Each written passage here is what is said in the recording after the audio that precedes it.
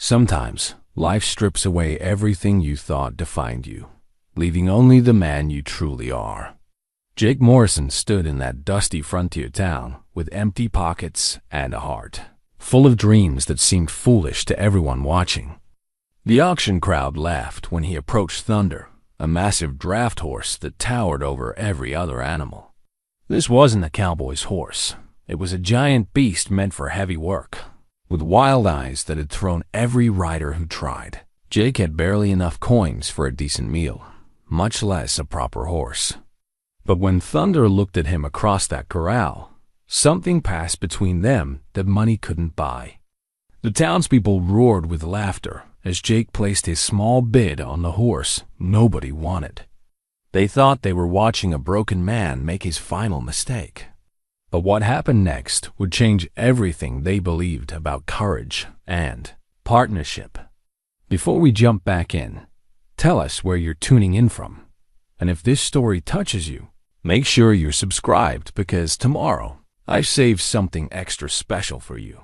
The morning sun cast long shadows across Clearwater Junction, painting the weathered storefronts in shades of amber and gold.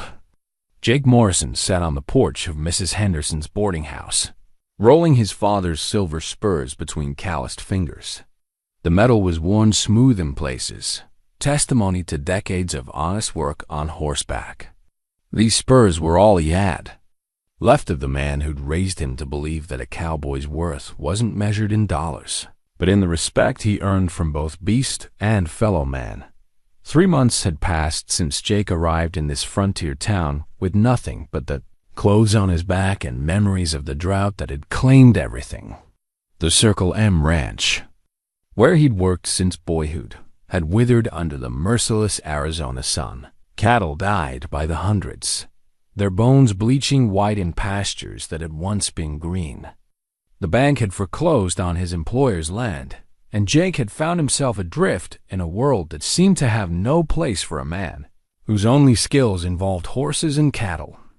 Clearwater Junction wasn't much to look at, a collection of wooden buildings that had sprouted around a natural spring, serving travelers and settlers heading west. Main Street stretched barely 3 blocks, lined with the essentials of frontier life: a general store, a saloon, a blacksmith shop, and a small church whose bell tower reached hopefully toward the sky. The town existed because of the railroad spur that carried cattle to market and brought supplies from the east, but it thrived on the strict social order that separated the prosperous from the struggling. At the top of that order sat Mayor Hutchins, a portly man whose success in land speculation had bought him a 2-story house and the deference of his neighbors. Below him were the merchants like Thomas Thompson, the banker whose crisp suits and gold pocket watch marked him as a man of substance. These were the people who made decisions, who shaped the town's future with their investments and their influence. Then, there were folks like Sarah McKenna, who owned the general store her late husband had built with his own hands. She occupied that middle ground between respectability and struggle, accepted but always aware that her position depended on the town's goodwill. Her store was the heart of Clearwater Junction, where news was shared and opinions formed over sacks of flour and bolts of fabric. Down at the bottom were men like Jake, drifters, day laborers, anyone whose fortunes had turned sour. They lived in boarding houses or slept in the livery stable, taking whatever work they could find and moving on when the welcome wore thin. The town tolerated them because strong backs were always needed, but they were never truly part of the community. Jake had been doing odd jobs for 3 months, saving every penny toward a goal that seemed increasingly impossible. He swept floors at the saloon, loaded wagons at the general store, and helped the blacksmith when his rheumatism flared. The work was honest but temporary, and Jake felt the weight of sideways glances that questioned why a man his age hadn't made something more of himself. The truth was more complicated than appearances suggested. Jake had been born to the saddle, raised by a father who'd learned his craft trailing longhorns from Texas to Kansas. He understood horses in a way that went beyond mere skill. He could read their moods, Anticipate their fears and earn their trust through patience rather than force. But drought had made such talents seem quaint and useless. The world was changing, becoming more mechanical, more focused on efficiency than understanding.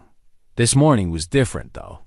Today was the monthly livestock auction, and Jake had finally saved enough money to make a bid on a horse.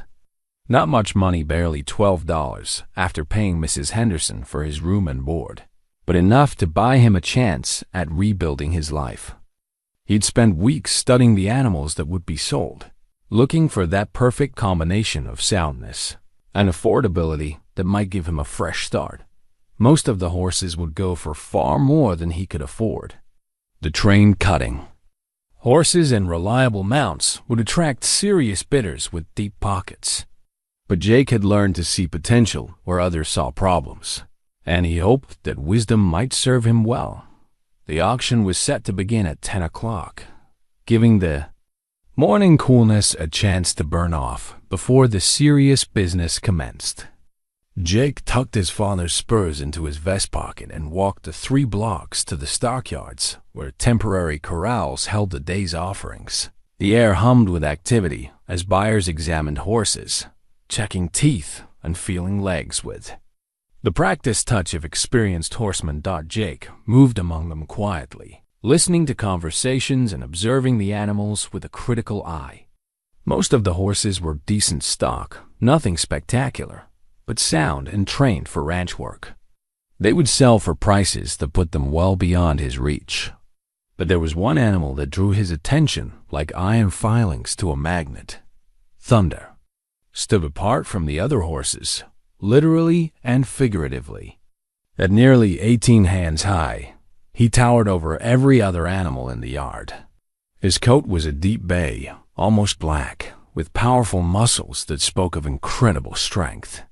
But it was his eyes that held Jake's attention, dark, intelligent, and filled with a wariness that suggested difficult experiences with humans. The other buyers gave Thunder a wide berth.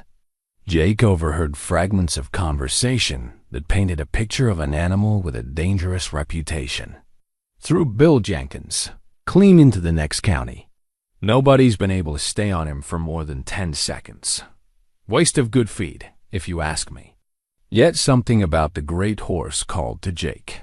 Perhaps it was the way. Thunder stood slightly apart from the other animals, isolated by his reputation, just as Jake was isolated by his circumstances. Or maybe it was the intelligence he saw in those dark eyes, a quality that suggested the horse's behavior came from understanding rather than mere wildness.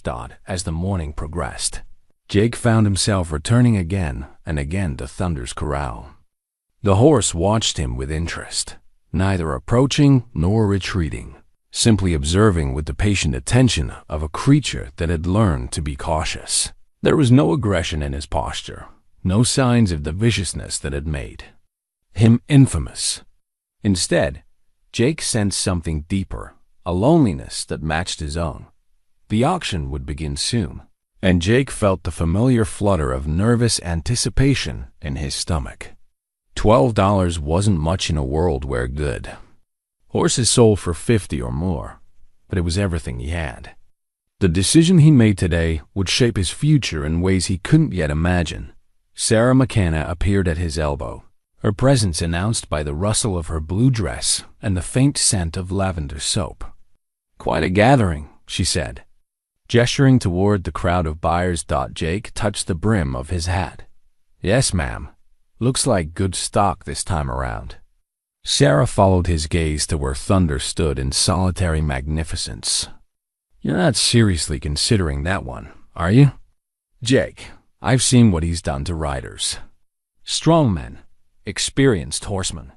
He's not mean, exactly, but he's different," Jake finished. "I know, but sometimes different is exactly what a man needs." The auctioneer's bell began to ring, calling buyers to gather around the platform. Jake felt his father's spurs press against his chest through the fabric of his vest, a reminder of the legacy he carried and the dreams he still harbored. Today would determine whether those dreams had any foundation in reality, or whether they were simply the foolish hopes of a man who'd lost his way.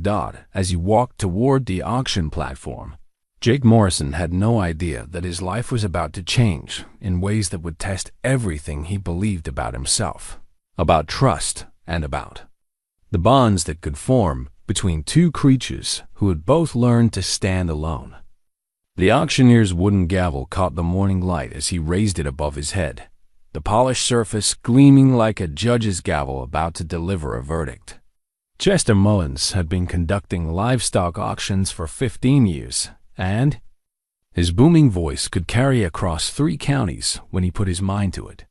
Today, he looked out over the assembled crowd with the satisfaction of a man who knew he had quality stock to sell. Ladies and gentlemen, welcome to Clearwater Junction's monthly livestock auction, he called out, his words echoing off the surrounding buildings.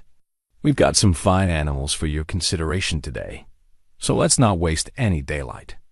Jake positioned himself near the back of the crowd, close enough to participate, but far enough away to avoid drawing attention to his worn clothes and empty pockets. Around him, serious buyers discussed their strategies in low voices, men with thick wallets and specific needs. He felt like an intruder at a gathering where he didn't belong, but the $12 in his pocket represented hope, and hope was something he couldn't afford to abandon. The first several horses were exactly what Jake had expected, solid working animals that drew spirited bidding from ranchers and freighters. A sturdy Sorrel-Mari went for $38 to a cattle buyer from Phoenix.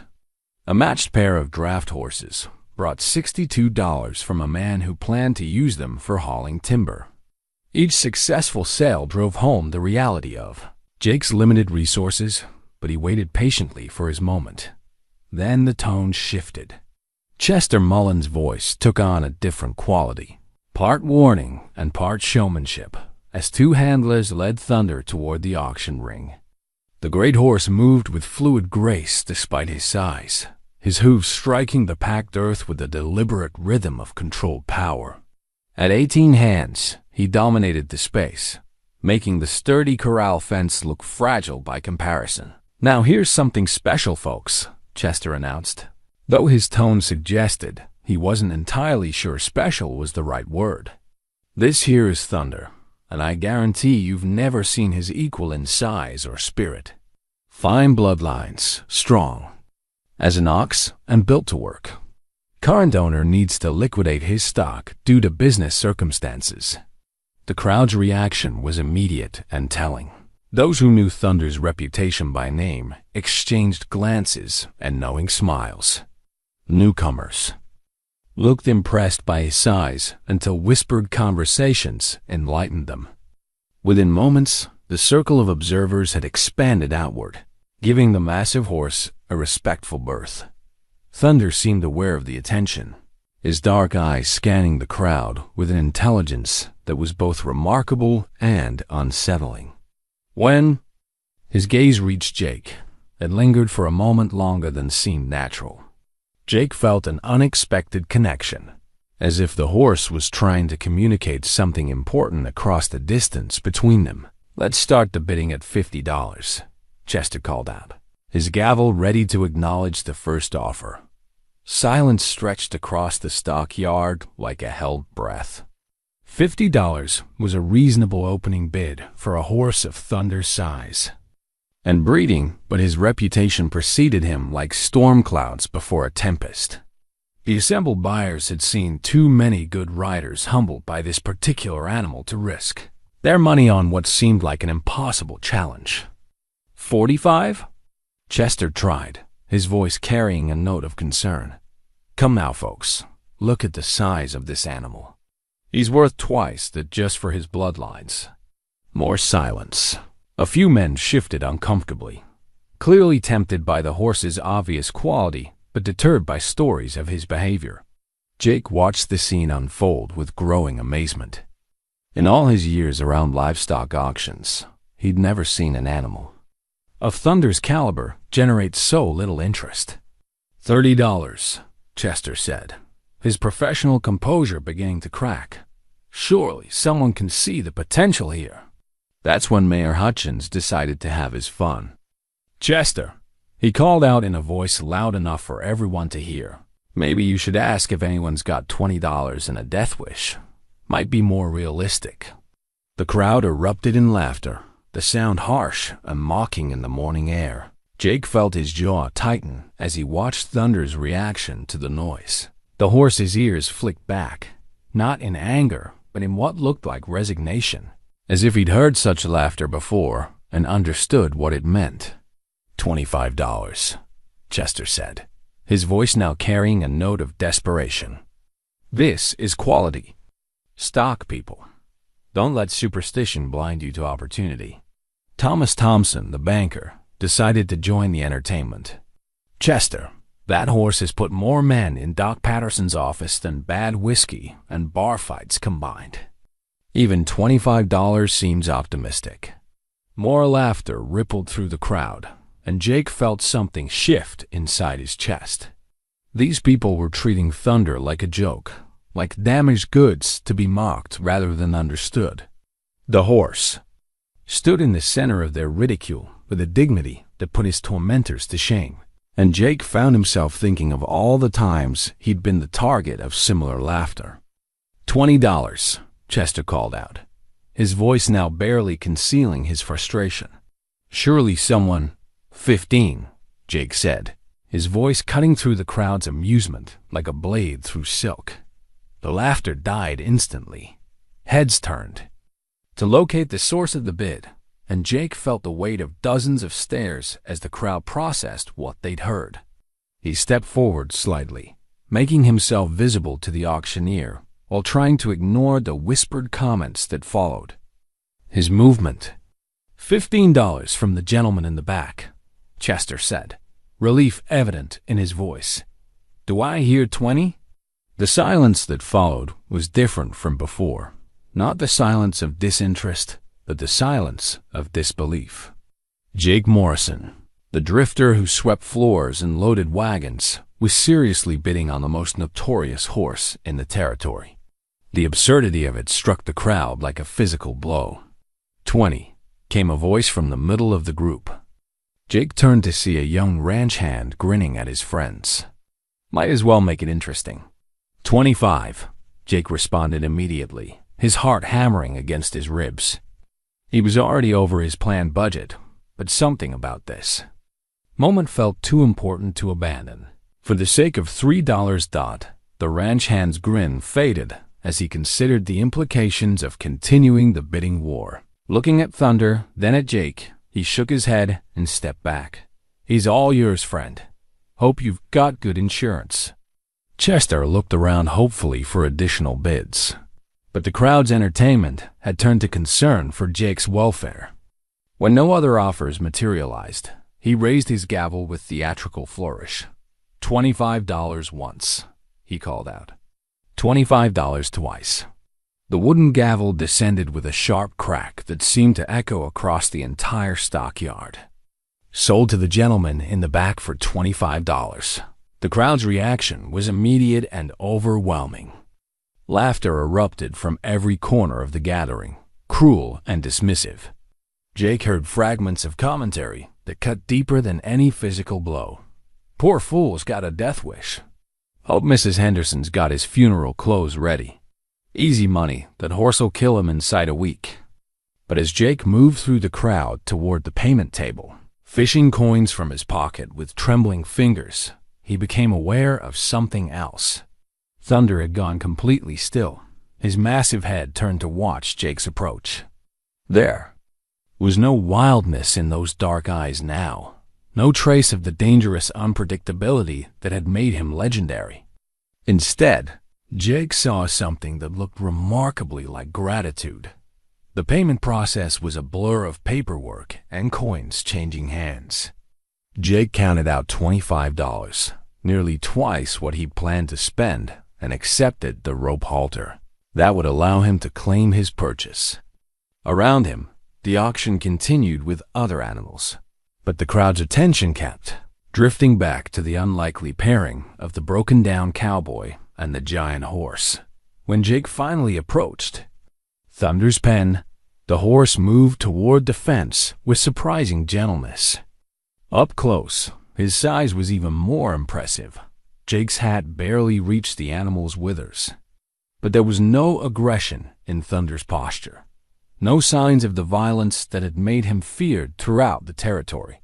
"Easy, boy," Jake murmured, extending his hand palm up toward the horse's muzzle.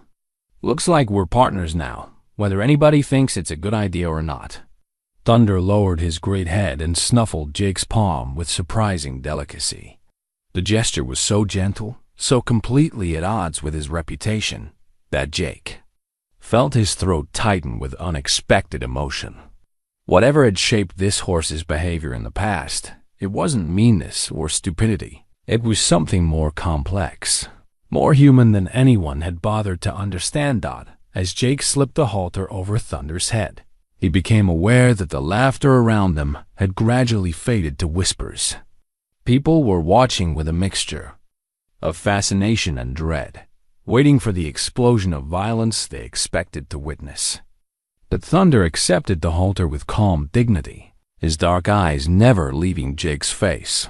The walk from the auction pen to the livery stable should have been a simple matter of leading a horse 3 blocks down Main Street. Instead, it became a procession that drew spectators from every storefront and side street. Word spread ahead of them like wildfire. Jake Morrison had actually done it, had bought the killer horse that nobody else would touch. Thunder walked beside Jake with measured dignity, his hooves ringing against the packed earth of Main Street. He showed none of the skittishness or resistance that might have been expected from an animal in unfamiliar surroundings.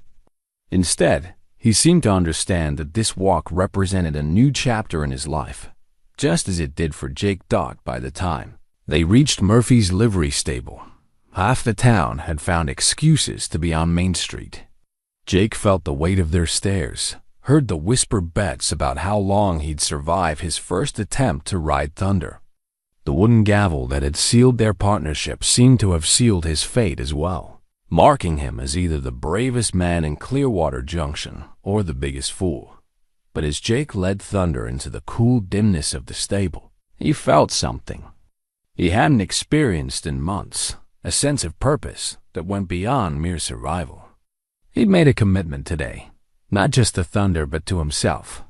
Whatever came next would test everything he believed about patience, understanding, and the bonds that could form between two creatures who'd both learned to stand alone. The gavel's echo had faded, but its impact would resonate through both their lives in ways that neither man nor horse could yet imagine. The leather halter took shape slowly under Jake's careful hands, each stitch a meditation on patience and craftsmanship. He bought the hide from Murphy at the livery stable, good quality leather that would soften with use but hold its strength for years to come. Working by lamplight in his small room at Mrs. Henderson's boarding house, Jake cut and shaped each piece with the precision his father had taught him, measuring twice and cutting once. This wasn't just another halter. The standard rope halter the auction house had provided was functional but crude, designed to control rather than communicate. What Jake was creating was something different, a piece of equipment that would serve as a bridge between two minds, learning to trust each other. The leather was supple enough to give clear signals without causing discomfort, strong enough to provide security without creating fear. As he worked, Jake found his thoughts drifting to the events of the past week. The auction had taken place on a Monday, and by Tuesday morning, half the town seemed to know the story of his foolish purchase. The other half learned it by Wednesday. By Thursday, complete strangers were offering unsolicited advice about his chances of survival. Some of the commentary came wrapped in genuine concern. Doc Patterson had stopped by the livery stable to remind Jake that his medical services were available day or night, no questions asked. Mrs. Henderson had taken to leaving extra portions at dinner, as if she were feeding a man facing his last meal. Even Sarah McKenna had approached him at the general store with gentle warnings about Thunder's reputation. but most of the attention came seasoned with mockery. Mayor Hutchins had made Jake's purchase the centerpiece of several entertaining speeches at the Cattlemen's Association meeting. Thomas Thompson, the banker, had offered to advance Jake money for a proper headstone before the horse scrambles. Your brain's too badly to make sense.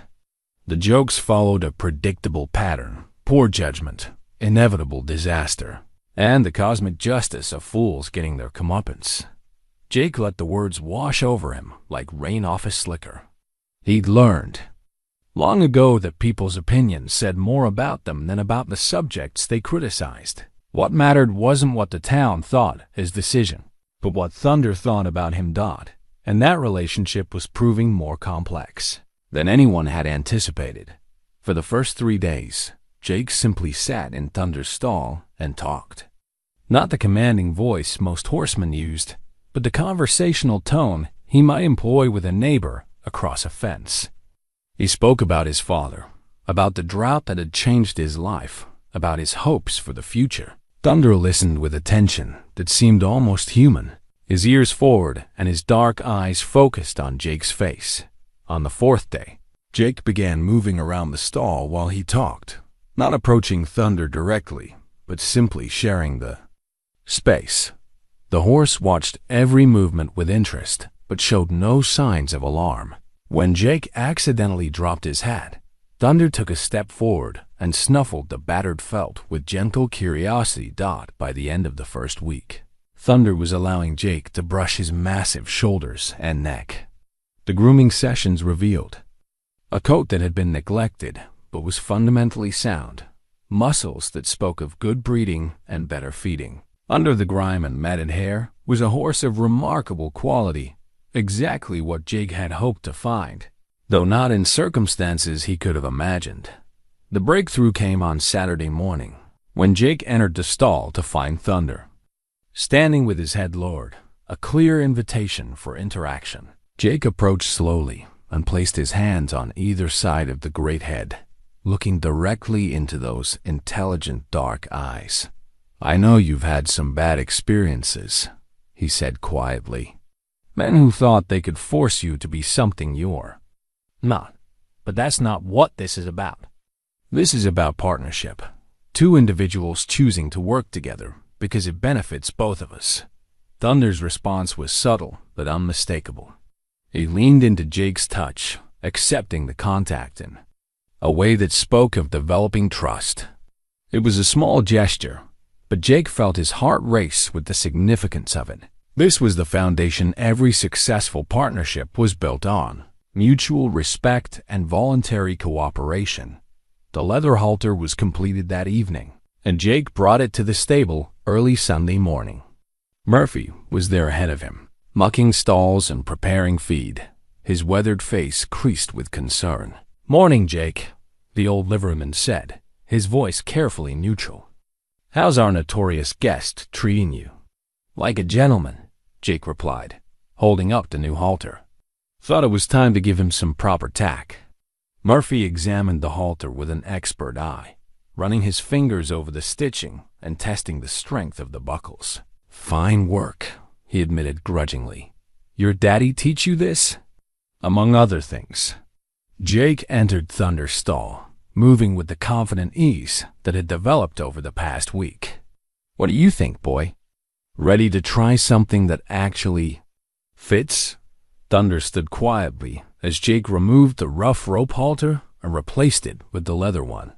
The fit was perfect, secure without being restrictive, functional without sacrificing comfort. More importantly, Thunder's acceptance of the new equipment was immediate and complete, as if he understood that this represented a step forward in their relationship. "Well, I'll be damned," Murphy muttered, watching the interaction. "Never seen that horse take to anybody like that." Jake adjusted the halter's fit and stepped back to admire his handiwork. The leather complemented Thunder's dark coat beautifully, and the craftsmanship was evident in every carefully placed stitch. But the real test would come when they ventured beyond the safety of the stall. "Feel like taking a walk?" Jake asked, clipping a lead rope to the halter's ring. Thunder's response was immediate. He moved toward the stall door with eager anticipation. Jake opened the gate and led the horse into the stable's main aisle, acutely aware that Murphy was watching every step. This was the moment when most of Thunder's previous encounters with humans had gone wrong, when the confined space of the stall gave way to the open possibilities of freedom. But Thunder walked beside Jake with calm dignity, his massive hooves finding their rhythm on the stable's wooden floor. When they reached the large double doors that opened onto the street, Jake paused to let the horse adjust to the change in light and surroundings. Thunder stood quietly, ears forward, taking in the sights and sounds of the busy town. "Remarkable," Murphy said, his voice filled with genuine amazement. "It's like he's a different animal entirely." Jake felt a surge of pride that had nothing to do with ego and everything to do with partnership. He's the same horse he always was. He just needed someone willing to listen to what he was trying to say. They spent an hour walking the quieter streets of Clearwater Junction, avoiding the main thoroughfare where curious crowds might gather.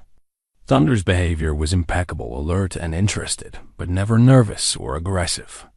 He followed Jake's lead with the responsiveness of a well-trained animal, but there was something more in his manner, something that suggested genuine cooperation, rather than mere obedience. When they returned to the stable, Jake found Sarah McKenna waiting for them, her blue dress a bright spot of color in the shadowed interior. She watched their approach with undisguised amazement, her eyes moving from Jake to Thunder and back again. "I heard you were walking him," she said, her voice carrying a note of wonder. "People are talking about it all over town." "People always talk," Jake replied, leading Thunder back into his stall. "Question is whether they're saying anything worth hearing." Sarah moved closer to the stall, studying Thunder with new eyes. The horse regarded her with calm interest, showing none of the volatility his reputation suggested. "He's magnificent," she said quietly. "I can see why you took the chance on him." Jake removed a halter and hung it carefully on a peg beside the stall door. The leather had already begun to conform to Thunder's head, and he could see that it would serve them well in the challenges ahead. Sometimes the best partnerships come from the most unlikely circumstances. As Sarah walked with him toward the stable entrance, Jake felt the satisfaction of progress made and trust earned. The custom halter had been more than a piece of equipment. It had been a declaration of commitment, a tangible sign that this partnership was built to last. Thunder had accepted it not just as a tool of control, but as a symbol of the respect and understanding that would define their relationship. Behind them, Thunder stood in his stall with quiet dignity, the leather halter hanging nearby like a promise of adventures yet to come. The bond between horse and man was still fragile, still developing, but it was real and growing stronger with each passing day. Jake Morrison had made many commitments in his life, but few had felt as important as the promise implied in that carefully crafted piece of leather. Whatever challenges lay ahead, he and Thunder would face them together, bound not by force or fear, but by the willing partnership that made both of them stronger than they could ever be alone. The thick hemp rope lay, coiled in Jake's hands like a sleeping snake, its rough fibers bearing the weight of tradition and expectation. Every cowboy worth his spurs knew that breaking a horse was fundamentally about establishing dominance. You tied them, hobbled them, and stayed on their back until they accepted that resistance was futile. It was a method as old as the frontier itself, proven by generations of horsemen who'd never questioned its necessity. But as Jake looked at Thunder standing quietly in the morning sunlight of the livery stable's corral, he found himself questioning everything he'd been taught about the relationship between man and horse. 2 weeks had passed since he'd brought Thunder home, and their daily routine had evolved into something that looked more like friendship than ownership. Each morning, Jake would arrive at the stable to find Thunder waiting near the gate of his stall, ears forward and eyes bright with anticipation. They would walk the streets of Clearwater Junction together, Thunder's massive hooves finding their rhythm beside Jake's measured pace. The town's reaction to these walks had shifted from open mockery to bemused curiosity. People still stared, but the laughter had faded as it became clear that Thunder was neither dangerous nor uncontrollable in Jake's presence. Mayor Hutchins had stopped making jokes about funeral arrangements, though he continued to express doubt about Jake's methods. Thomas Thompson, the banker, had taken to watching their morning walks from his office window, his expression thoughtful rather than dismissive. But walking was one thing. Riding was another entirely, and Jake knew that the true test of their partnership lay in that moment when he would ask Thunder to accept his weight on his back. Traditional methods demanded the use of ropes and restraints, tools that would prevent the horse from throwing his rider while the animal learned that resistance was pointless. Jake hefted the rope again, feeling its weight and remembering his father's lessons about the importance of maintaining control during the braking process. A horse has to know who's boss, his father had always said. Show weakness and they'll take advantage every time. Yet something about Thunder suggested that conventional wisdom might not apply.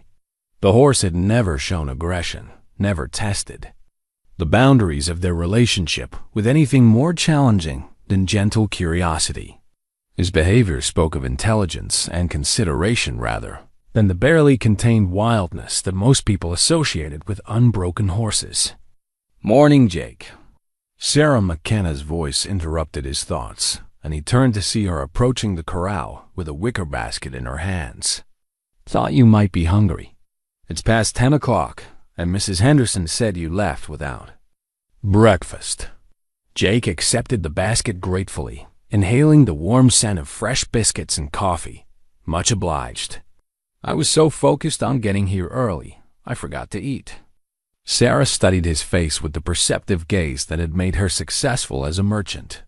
"You're worried about something. Is it Thunder?" Jake gestured toward the rope in his hands.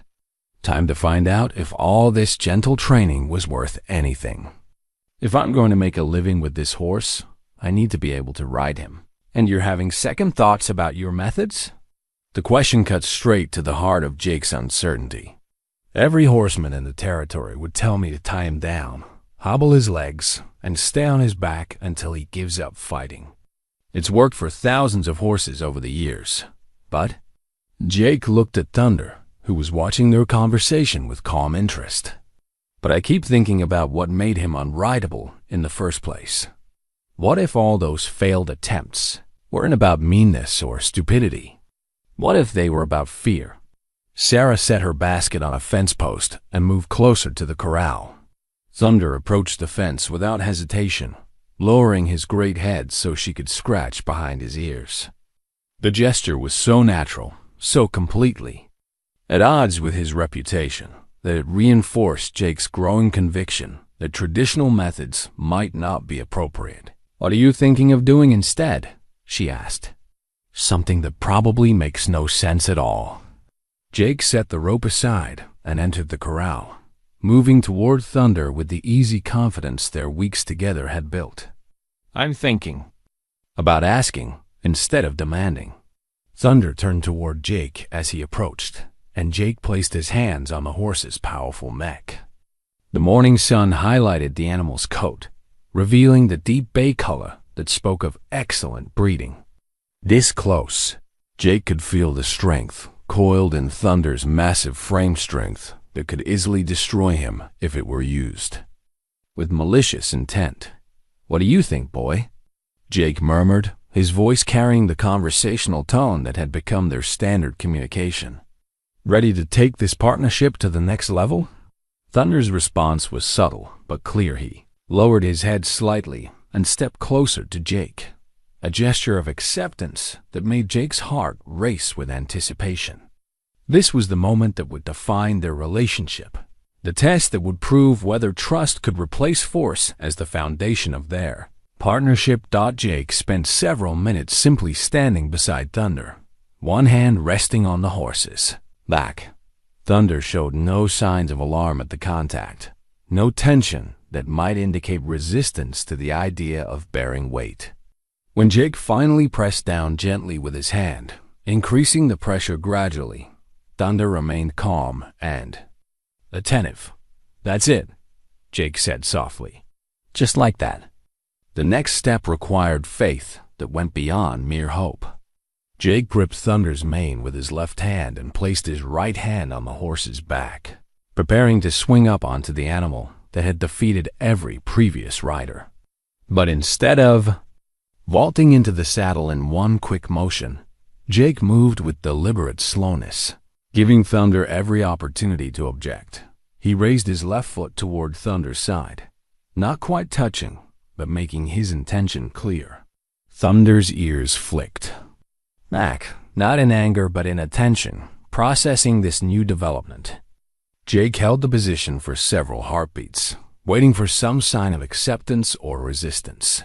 When Thunder remained calm, Jake placed his foot against the horse's side and added his weight gradually.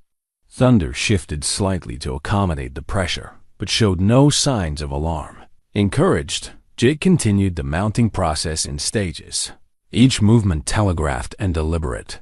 The moment when his right leg swung over, Thunder's back felt like stepping off a cliff into unknown territory.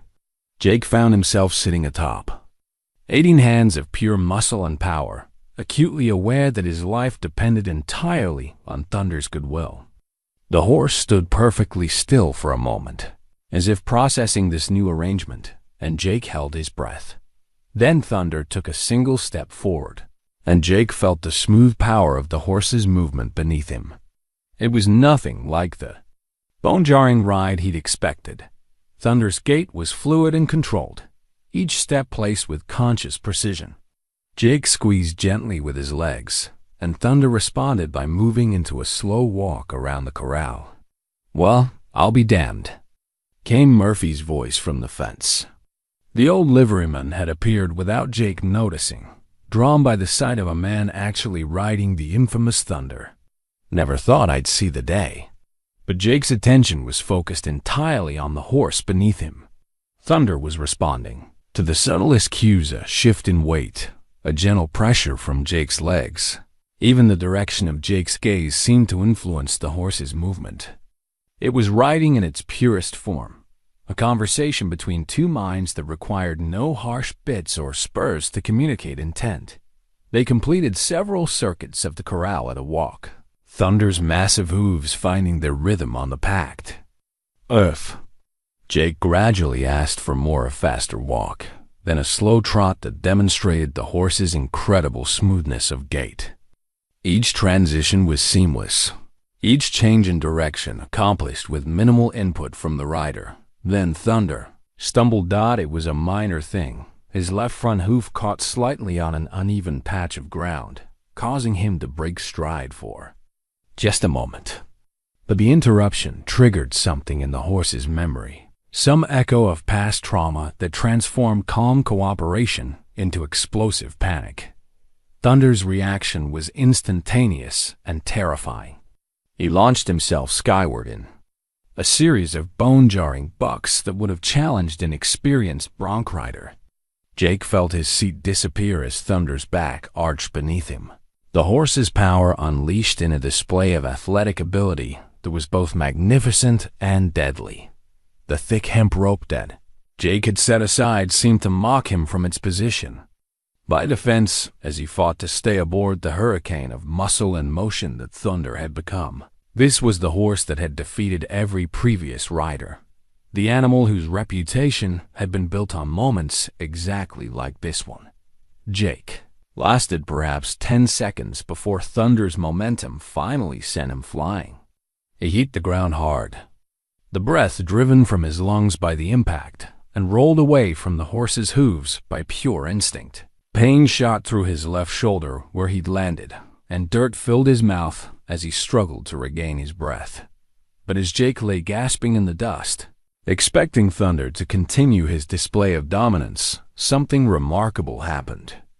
The horse stopped bucking as suddenly as he'd started, his attention immediately focused on the fallen rider. Thunder approached Jake slowly, his ears forward and his posture free of aggression. By the time Jake had struggled to his feet, Thunder was standing within arm's reach, his dark eyes filled with what looked remarkably like concern. The horse lowered his head and snuffled Jake's shoulder gently, as if checking for injury. "You all right?" Murphy called from the fence, his voice tight with concern. Jake brushed dirt from his clothes and checked his left shoulder gingerly. Bruised, but not broken. He'd been thrown by horses before and would likely be thrown again. But what struck him wasn't the pain of the fall, but Thunder's reaction to it. "I'm fine," Jake replied, never taking his eyes off Thunder, "and I think I understand what happened." Sarah had joined Murphy at the fence, her face pale with worry. "Jake, maybe you should reconsider this approach. The rope method might be safer." "No." Jake placed his hand on Thunder's neck, feeling the tension that still hummed through the horse's muscles. He didn't buck out of meanness, he panicked. Something about that stumble triggered a memory, and instinct took over. Thunder pressed his muzzle against Jake's chest, a gesture so gentle and apologetic that it reinforced Jake's growing understanding of the horse's true nature. This wasn't a vicious animal that enjoyed hurting people. This was a creature carrying emotional scars that ran deeper than anyone had realized. The thick rope lay forgotten in the dust where it had fallen, its presence a reminder of methods that might have worked but would have taught the wrong lessons. Jake looked at it for a long moment, then deliberately turned his back on the traditional approach. "Ready to try again?" he asked Thunder quietly. The horse's response was immediate. He moved closer to Jake and lowered his head in the same gesture of acceptance he'd shown before the first mounting attempt. Whatever had triggered his panic was fading, replaced by the trust that had been building between them for weeks. This time, Jake's mounting was even more careful, each movement telegraphed with exaggerated clarity. Thunder remained calm throughout the process, and when Jake finally settled into position on his back, the horse stood perfectly still. "Take your time," Jake murmured, allowing Thunder to process the situation without pressure. "We've got all day." When Thunder finally moved, it was with the same fluid grace he'd shown before the stumble. They walked the perimeter of the corral several times, Jake's attention focused entirely on reading the horse's mood and responding to the subtlest changes in tension or attitude. The session ended not with conquest, but with mutual satisfaction. Jake dismounted slowly, and Thunder stood quietly beside him as he removed a halter and offered a handful of oats as reward. The horse's acceptance of the treat was calm and dignified, free of the nervousness that had characterized their earlier interaction. As Jake prepared to leave the corral, he glanced once more at the thick rope lying forgotten in the dust. It would have been the conventional choice, the method his father and every other horseman would have recommended. But sometimes convention wasn't enough. Sometimes partnership required the courage to abandon proven methods in favor of understanding. The rope had broken under the strain of Thunder's panic, its fibers separating at the moment when trust might have been destroyed forever. But trust itself had proven stronger than hemp, more reliable than force, and more lasting than any victory achieved through dominance. Jake coiled the broken rope and carried it from the corral, knowing he would never need its like again. Thunder had taught him something valuable about the difference between breaking a horse and building a partnership, and that lesson would guide every interaction between them from this day forward. The blue ribbon felt impossibly delicate between Sarah's fingers as she stood at the edge of the corral, watching Jake and Thunder move together in perfect harmony. The silk had faded slightly over the years, but the gold lettering still proclaimed first place, Ladies Barrel Racing Championship, Tucson Territorial Fair, 1878. It was a memento from another life, when she'd been Sarah Collins instead of Sarah McKenna, when her biggest worry had been whether her Mari Daisy could make the turn around the third barrel without losing precious seconds. 3 weeks had passed since The day Thunder had thrown Jake, and the transformation in both horse and rider was nothing short of remarkable. What had begun as tentative cooperation had evolved into something approaching telepathy. Jake would shift his weight almost imperceptibly, and Thunder would respond with a precision that made their partnership look effortless. They moved, as Plusmos, one entity, bound by understanding rather than equipment, guided by trust rather than force. This morning's riding session had been particularly impressive. Jake had guided Thunder through a series of complex maneuvers that would have challenged any working cowboy-type turns. Sudden stops, backing up in precise increments. Thunder had performed each movement with fluid grace, his massive size. No impediment to the delicate communication flowing between them. Magnificent, Sarah murmured, not realizing she'd spoken aloud until Jake looked in her direction. He rode Thunder over to the fence where she stood, his face glowing with the satisfaction of work well done. 3 weeks of daily riding had restored the confident posture that had been missing since his arrival in Clearwater Junction. Here was a man in his element doing what he'd been born to do. "Morning, Sarah," Jake said, dismounting with the easy grace that had become second nature. "Didn't expect to see you here so early." "I brought coffee," she replied, gesturing toward the basket at her feet. "Thought you might appreciate something warm after working so hard." Thunder approached the fence and lowered his great head toward Sarah, accepting her gentle touch with the calm dignity that had replaced his former reputation for violence. She scratched behind his ears, marveling at how different he seemed from the feared animal that had dominated local gossip just a month ago. "He trusts you completely," she observed, watching Thunder's relaxed posture. "We trust each other," Jake corrected, accepting the cup of coffee Sarah offered. "Makes all the difference in the world." As they talked, Sarah found herself studying Jake's face, noting the way his eyes lit up when he spoke about Thunder, the unconscious pride in his voice when he described their progress. This was a side of him she'd only glimpsed before. Confident, passionate, fully engaged with life in a way that transformed his entire presence. "Jake," she said suddenly, her decision made, "I have something for you."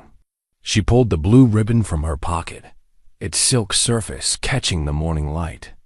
Jake's eyes widened as he recognized what she was holding, and she saw him glance at her face with something approaching wonder. "Sarah, I can't—" "Yes, you can." She pressed the ribbon into his palm, folding his fingers around the delicate silk. "This represents the best ride of my life. The moment when everything came together perfectly between horse and rider. Looking at you and Thunder, I see that same kind of perfection." Jake stared down at the ribbon, clearly overwhelmed by the gesture. "This must mean a great deal to you." "It does.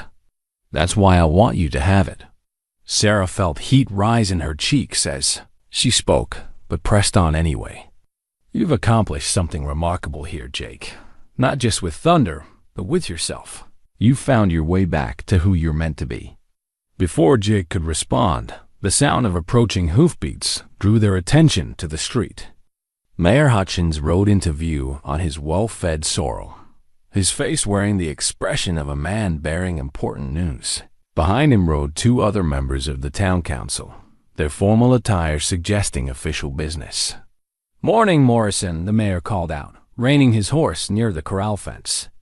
"Heard you've been making quite an impression with that animal of yours." Jake pocketed the ribbon and nodded respectfully.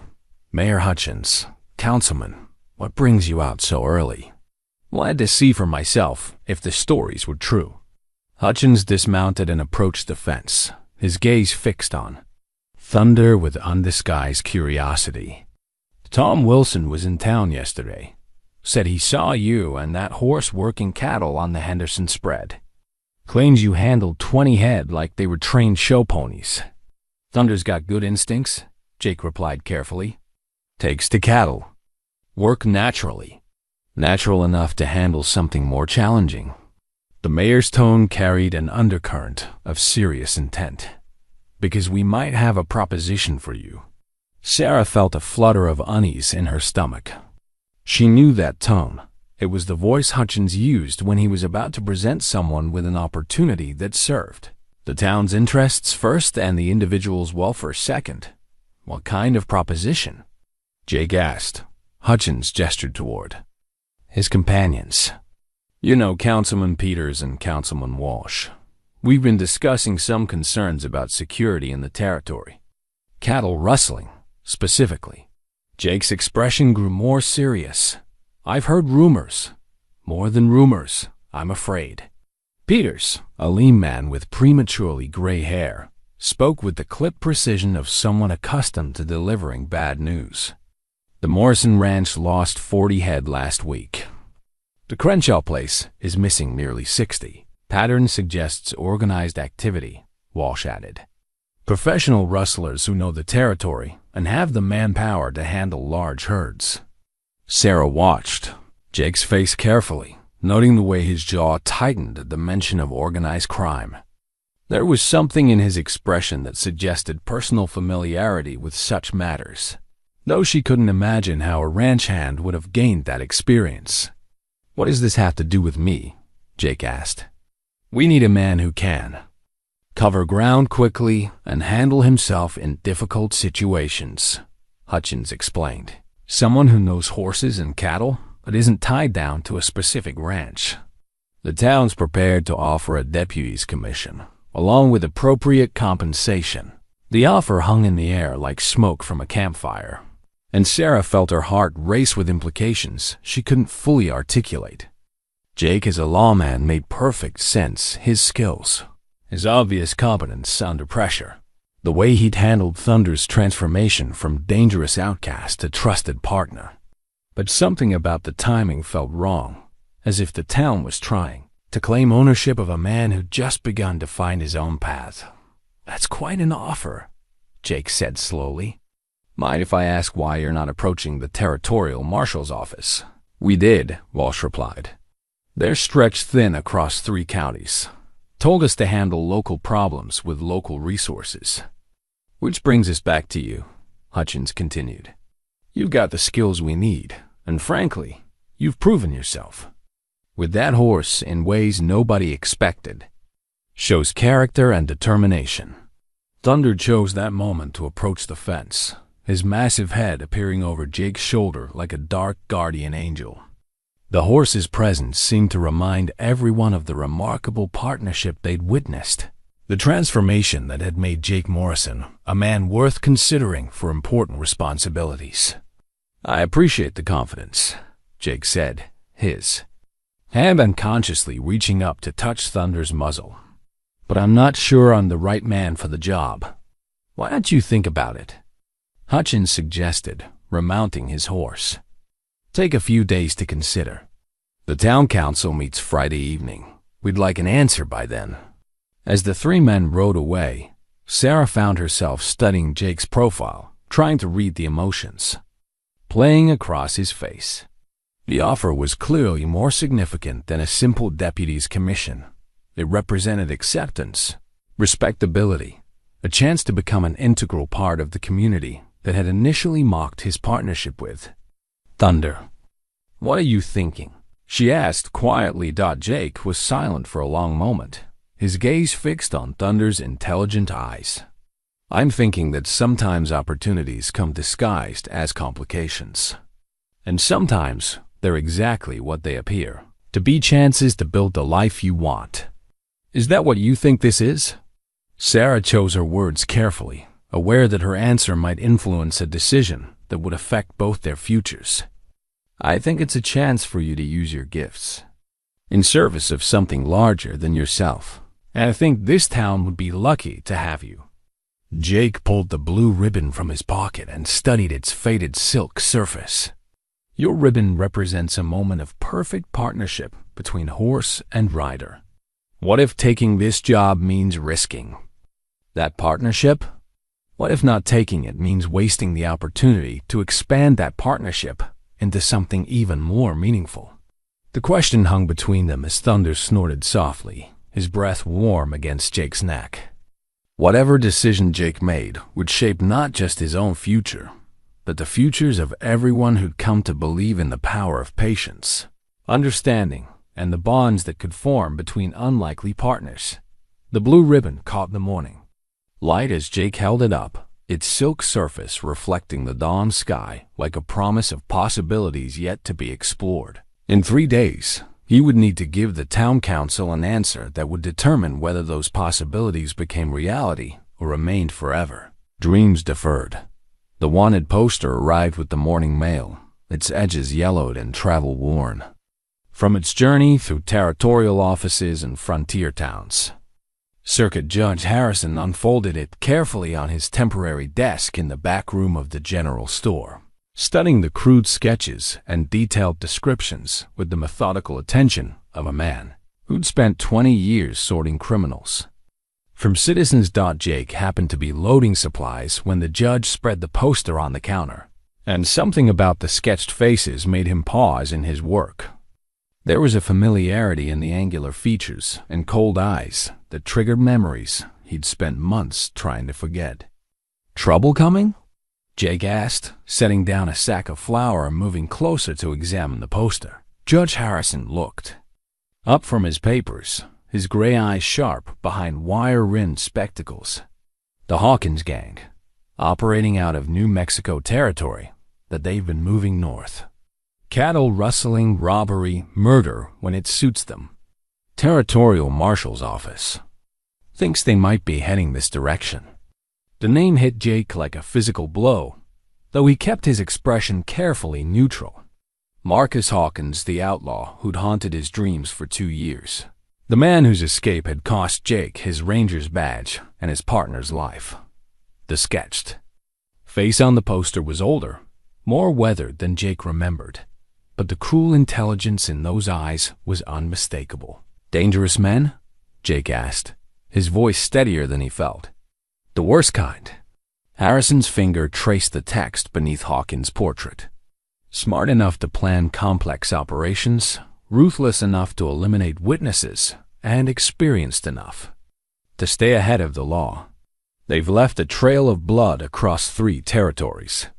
Sarah emerged from behind the counter, her face creased with concern as she studied the poster. "Should we be worried here in Clearwater Junction?" "We're not exactly on the main cattle routes." "That's precisely why we should be worried," the judge replied. "Towns like this, one prosperous enough to be worth robbing, isolated enough to be vulnerable, small enough to intimidate. They're exactly the kind of targets the Hawkins gang prefers." Jake felt the familiar weight of responsibility settling on his shoulders, the same burden that had driven him to pursue law enforcement in the first place. But alongside that weight came the sharper pain of remembered failure, the moment when Marcus Hawkins had slipped through his fingers, taking with him any chance of justice for the innocent people who died in the gang's wake. "How many men?" Jake asked, though he suspected he already knew the answer. 12, according to our latest intelligence. All experienced gunfighters, all wanted for multiple crimes. The bounty on Hawkins alone is worth $500. Sarah's intake of breath was audible.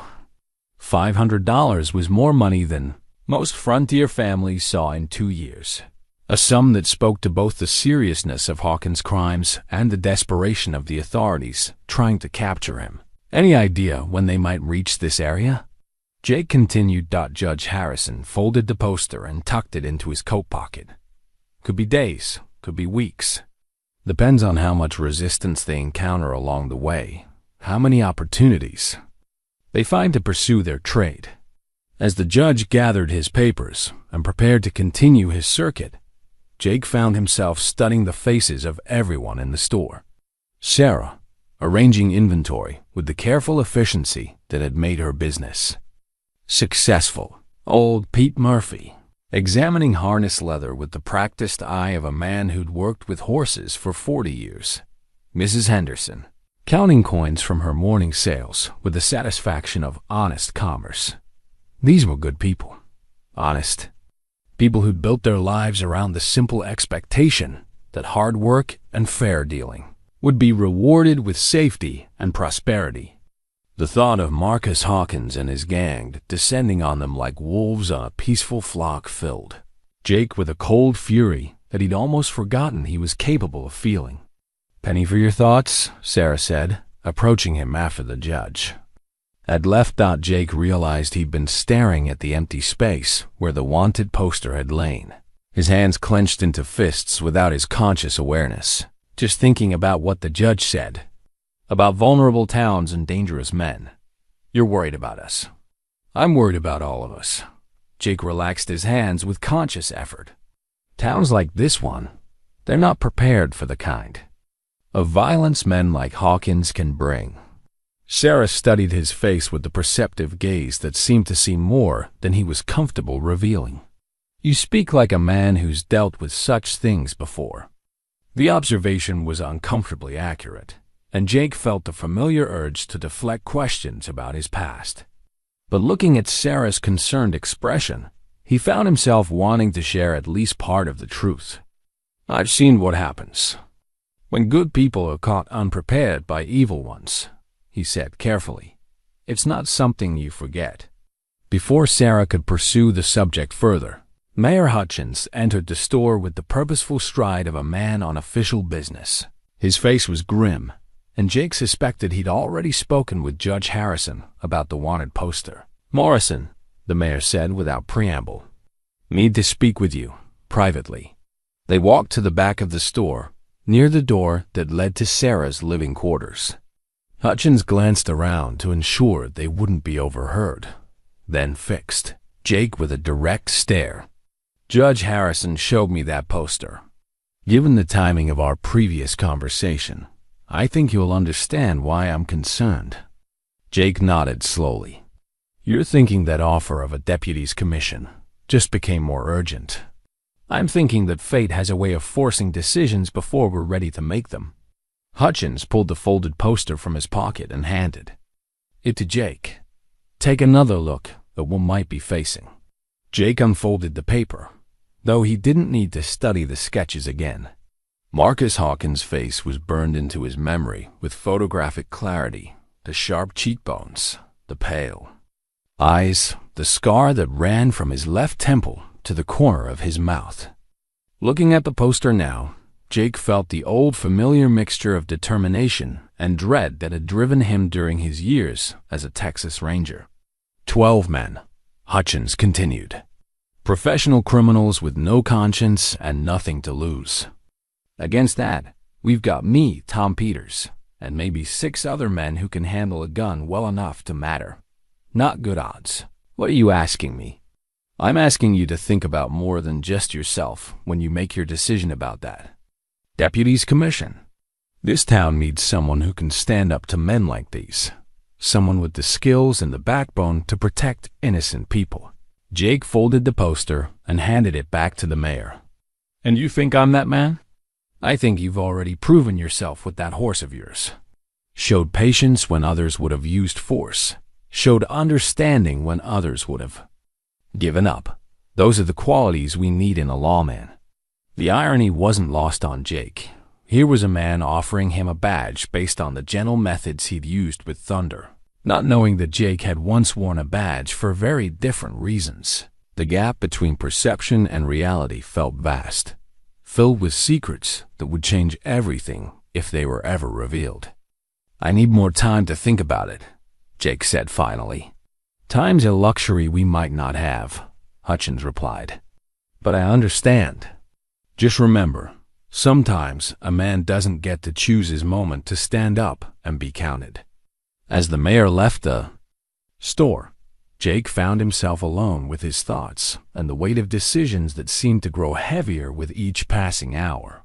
The wanted poster might be folded and out of sight, but the faces it contained continued to haunt his vision like ghosts from a past he'd tried to leave behind. Outside, Thunder waited patiently in the morning sunshine, his presence a reminder of the partnership they built through patience and understanding. The partnership was about to face its greatest test because the men on that poster wouldn't be impressed by gentle methods or careful communication. When Marcus Hawkins arrived in Clearwater Junction, and Jake was certain he would arrive, the only language he would understand was violence. The question that haunted Jake was whether he could embrace that language again without losing the peace he'd found in this quiet frontier town, without destroying the trust he'd built with Thunder, without becoming once more the hard-driven man who'd worn a ranger's badge with such terrible cost. The wanted poster had brought the past into collision with the present, and Jake Morrison would soon discover whether the man he'd become was strong enough to survive the impact. The Silver Star badge lay hidden beneath layers of carefully folded clothes at the bottom of Jake's traveling bag, its metal surface tarnished with neglect and the weight of memories he'd tried to bury. Judge Harrison had been examining it for nearly 10 minutes, turning it over in his hands with the careful attention of a man who understood the significance of what he was seeing. "Texas Rangers," the judge said quietly, reading the inscription around the star's perimeter. "Jacob T. Morrison, commissioned 1875. Jake sat on the edge of his narrow bed in Mrs. Henderson's boarding house, watching the judge's face for signs of recognition or judgment. The secret he'd carried for 2 years felt lighter now that it was finally exposed, but the relief was tempered by uncertainty about how the revelation would be received. "That's not a badge you give up lightly," Harrison continued. "Mind telling me why you're not wearing it anymore?" The question Jake had dreaded for months hung in the air between them like smoke from a dying fire. He'd rehearsed various explanations during sleepless nights, crafting stories that would deflect curiosity without revealing the full truth. But sitting here with the judge who'd brought Marcus Hawkins' wanted poster to town, Jake found himself ready to speak honestly for the first time since arriving in Clearwater Junction. "Because I failed," he said simply. "Failed in the worst possible way." Judge Harrison set the badge carefully on the small table beside Jake's bed. "Failure's a broad term, son. What specifically are we talking about?" Jake closed his eyes and let himself remember the events he'd spent months trying to forget. 2 years ago, I was tracking the Hawkins gang through West Texas. They'd hit 3 banks and a payroll shipment, killed 9 people in the process. I had good intelligence about their next target, a small town called Cedar Creek. "I remember reading about Cedar Creek," the judge said softly. "Bad business. The worst." Jake opened his eyes and met Harrison's gaze directly. "I rode in with my partner, Tom Bradley, thinking we could handle 12 outlaws between the 2 of us. Arrogance. Pure and simple." The judge waited silently, understanding that some stories needed to unfold at their own pace. "We had them cornered in the town bank," Jake continued. "Good position. Civilians cleared from the area. Backup supposedly on the way. Should have been a straightforward arrest, but Hawkins was smarter than we gave him credit for. Jake could still hear the sound of gunfire echoing off the bank's stone walls. Still smell the acrid smoke that had filled the street as the situation deteriorated into chaos. Tom Bradley had been positioned across from the bank's main entrance, his rifle trained on the door, when Hawkins had sent 2 men through the back exit. "They flanked us," Jake said, his voice barely above a whisper. "Hit Tom from behind while I was focused on the front door. By the time I realized what was happening, my partner was down and Hawkins was gone. And Tom Bradley? Dead." The word fell between them like a stone dropped into still water. "Took 3 bullets in the back while I was congratulating myself on having the situation under control." Judge Harrison was quiet for a long moment, his weathered hands folded in his lap. When he finally spoke, his voice carried the weight of experience with human tragedy. "How many men have you lost in your career, son?" "Tom was the first, and the last. Because you turned in your badge?" Jake nodded, resigned the next day. "Couldn't face the idea of being responsible for another man's life when I'd proven I couldn't.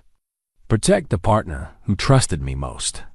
The judge reached for the tarnished star and held it up to catch the lamplight streaming through the boarding house window. "This badge represents more than just authority, son. It represents the willingness to stand between good people and those who would do them harm. That's not a responsibility you take lightly, which is exactly why I gave it up." Tom Bradley had a wife and 2 children who trusted me to bring him home safe. I failed them in the worst possible way, and Hawkins disappeared into New Mexico territory. We lost his trail completely. Jake felt the familiar bitterness rise in his throat.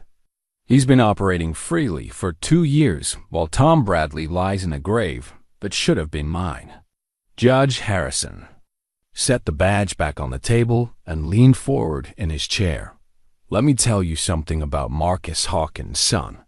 In the 20 years I've been riding this circuit, I've seen the damage that man and his gang have done. Cedar Creek wasn't their first mistake, and it won't be their last. They've killed territorial marshals, federal agents, even a Texas Ranger before you. That doesn't make Tom's death any less my fault. Doesn't make it entirely your fault either." The judge's voice carried the authority of a man accustomed to weighing evidence and rendering judgment. "You made tactical errors, certainly, but Hawkins made the choice to kill your partner. Hawkins pulled the trigger." The distinction felt important, though Jake wasn't sure he was ready to accept it. For 2 years, he carried the full weight of Tom Bradley's death, using guilt as both punishment and protection against the possibility of failing again. "Why are you telling me this?" Jake asked. "Because that wanted poster I showed you yesterday? It's not just a warning about potential trouble heading this way. It's an opportunity for justice that's been delayed too long." The implication hit Jake like a physical blow. "You want me to go after him? I want you to consider the possibility that your resignation was premature, that the skills and experience that made you a Texas Ranger didn't disappear just because you took off the badge." Jake looked at the star lying on his table, its surface reflecting the afternoon light streaming through his window.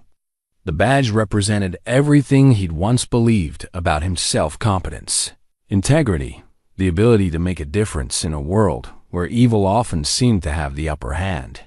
But it also represented failure, the terrible moment when his confidence had cost a good man his life. "The town council's offering me a deputy's commission," Jake said finally. "Mayor Hutchins mentioned that. What are you planning to tell them?" "I don't know." Jake picked up the badge and felt its familiar weight in his palm. "Part of me wants to help these people, to use what I know to protect them from men like Hawkins. But another part of me knows that the last time I tried to be a lawman, someone died because of my mistakes." Judge Harrison stood and moved toward the door, then paused with his hand on the knob. "Son, I've been dispensing justice on this frontier for 2 decades, and I've learned something important about good men and bad decisions. Good men learn from their mistakes. Bad men repeat them. And which kind of man do you think I am? I think you're the kind of man who spent months earning the trust of a horse that everyone else had given up on. I think you're the kind of man who sees potential where others see problems. And I think you're exactly the kind of man this town needs when Marcus Hawkins comes calling." After the judge left, Jake sat alone in his room, turning the badge over in his hands while afternoon. Shadows lengthened across the floor. Outside his window, he could see Thunder standing in the livery stable's corral, the horse's presence a reminder of what could be accomplished through patience and understanding. But Marcus Hawkins wouldn't be won over through gentle methods. He was a predator who understood only strength and violence, a man who would see Jake's newfound peace as weakness to be exploited. Facing him again would require embracing the hard, unforgiving aspects of law enforcement that Jake had tried so desperately to leave behind. The silver star caught the fading light as Jake held it up, its surface reflecting not just the present moment, but the weight of decisions yet to be made. Tomorrow, he would have to give Mayor Hutchins an answer about the deputy's commission. But tonight, he would have to decide whether Jacob T. Morrison former Texas Ranger, was ready to pin on a badge again and face the man whose escape had haunted his dreams for 2 long years. The badge felt heavier than he remembered, weighted not just with authority, but with the memories of all the times he'd worn it in service of justice. Tom Bradley's death would always be part of that weight. But perhaps Judge Harrison was right. Perhaps it was time to let the dead rest and focus on protecting the living. Outside, thunder nickered softly in the gathering darkness, and Jake found himself wondering whether the partnership they built could survive the transformation that accepting a badge would require. Some changes were inevitable, but the bond they'd forged through trust and understanding might prove stronger than the demands of duty. The revelation of Jake's true identity would spread through Clearwater Junction like wildfire once Judge Harrison shared it with the town council. By tomorrow evening, everyone would know that the quiet drifter who gentled the infamous Thunder was actually a former Texas Ranger with a personal connection to the very outlaws threatening their community. Jake slipped the badge into his vest pocket, feeling its weight settle against his chest like a promise waiting to be kept. The man who'd arrived in Clearwater Junction 3 months ago had been running from his past, seeking anonymity and peace in a place where no one knew his failures. But the man who would face Mayor Hutchins and the town council tomorrow had learned something valuable about the difference between running away and moving forward. Thunder's gentle nicker drifted through the evening air again, and Jake found himself smiling despite the gravity of his situation. Whatever decision he made about the badge, whatever challenges lay ahead with Marcus Hawkins and his gang, he wouldn't face them alone. The partnership he'd built with Thunder had taught him that strength could come from trust as well as force. That the greatest victories were often achieved through understanding rather than dominance. The silver star in his pocket caught the light from his lamp as he prepared for bed, its surface reflecting both the shadows of the past and the possibilities of a future where justice might finally be served. Tomorrow would bring decisions that would shape not just his own destiny, but the fate of everyone in Clearwater Junction who had come to depend on the quiet strength of a man they were only now beginning to truly know. The Colt .45 felt familiar and foreign at the same time in Jake's hands as he lifted it from the bottom of his traveling bag where it had lain wrapped in oiled cloth for 2 years. The weight was exactly as he remembered, balanced, purposeful, designed for the grim work of frontier justice.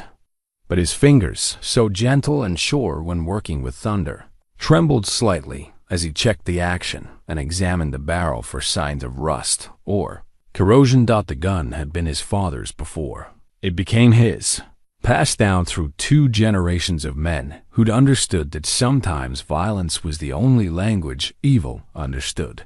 Jake had carried it through 3 years as a Texas Ranger, had drawn it in anger exactly 7 times, had fired it in the line of duty on 4 occasions. Each bullet had found its mark. Each shot had been justified, but the weight of those moments had accumulated like sediment in his soul until the day Tom Bradley died, and Jake decided he could no longer bear the responsibility. Now, as he sat on his bed in the pre-dawn darkness of what might be his last peaceful morning in Clearwater Junction, Jake found himself preparing to embrace that responsibility once more. The town council meeting had ended 3 hours ago with Jake's acceptance of the deputy's commission. Mayor Hutchins had administered the oath with unusual solemnity, understanding that they were asking a man to risk his life for people who had only recently stopped laughing at his partnership with Thunder.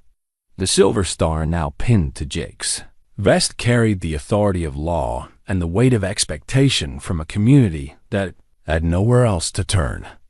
Judge Harrison's intelligence had proven accurate. Marcus Hawkins and his gang were 2 days' ride from Clearwater Junction, moving slowly but steadily toward the town that represented everything they despised about civilized society. They would arrive expecting to find frightened merchants and farmers, easy targets for their particular brand of organized violence. Instead, they would face a former Texas Ranger, who had spent 2 years learning hard lessons about patience, partnership, and the difference between justice and revenge.